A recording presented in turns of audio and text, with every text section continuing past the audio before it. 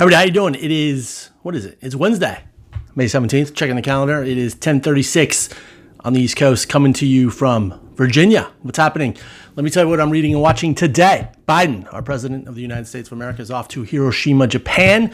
This afternoon, he'll be attending the G7 summit. Three things that are super going to be interesting. Three things that are going to be interesting about this trip. Number one, obviously China is going to be front and center. Look for a lot of talk about economic protectionism and transactional capitalism. Be a pushback. A lot of allies in the G7 community certainly want to keep China happy, want to have an access to the market, but not totally thrilled with the way China's behaving. So look for some pushback there. Also look for a lot of talk about the Indo-Pacific and the need for a safe and secure Indo-Pacific. This means everything from free trade, international commerce, also the rule of law, those good things. So look for that. And finally, a good reminder that most, if not nearly all, foreign policy is about domestic policy. President Biden is cutting his trip short after Japan because of the budget crisis, the budget standstill here in the capital. He was due to go to Australia as well as Papua New Guinea to show more love and affection for the Indo-Pacific, but that is being cut short because of domestic policy. So remember, foreign policy, all about domestic policy. The Banyan column in The Economist,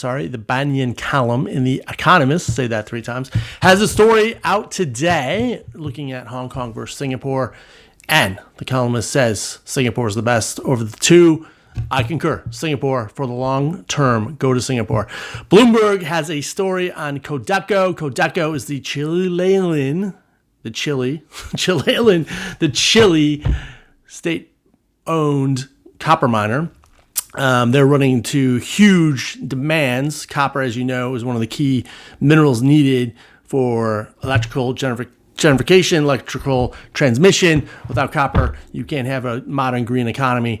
And surprise, surprise, the state-owned enterprise is having a hard time meeting the output. Expect two things. There's going to be more and more of these stories, not only from Bloomberg, but every major leading publication is going to have stories about how, hey, we don't have enough minerals, we don't have enough mining, it's going to be a standstill. They're absolutely correct. We are way behind on this. And if you want to have a modern green world, you're going to need a lot of mining.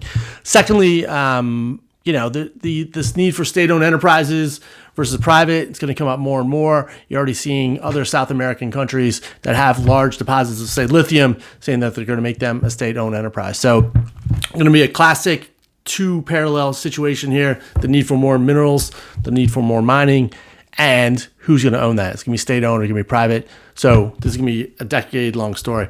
The Cannes Film Festival opened last night. Michael Douglas was given an award. Two other things I'm excited about. Wes Anderson's new film is going to premiere there as well. And the latest Indiana Jones film of the series is going to be there with Harrison Ford. Unbelievable. Indiana Jones, one of my favorite all-time movies. So excited to see how those roll out. And finally, MLS. We are living in a soccer nation. America is now a soccer nation. MLS is going to award a franchise to San Diego out there in beautiful Southern California. San Diego is going to be, I think, the 32nd team. I'll have to double check that, but expanding to the West Coast. What's interesting about this was a record fee. A British Egyptian billionaire is going to spend $500 million for the right to own the team. The team should be kicking off in 2025. So America, keep it simple. Play more soccer. All right, everybody. Thanks for watching. And remember, enjoy the ride and plan accordingly. We'll see you tomorrow.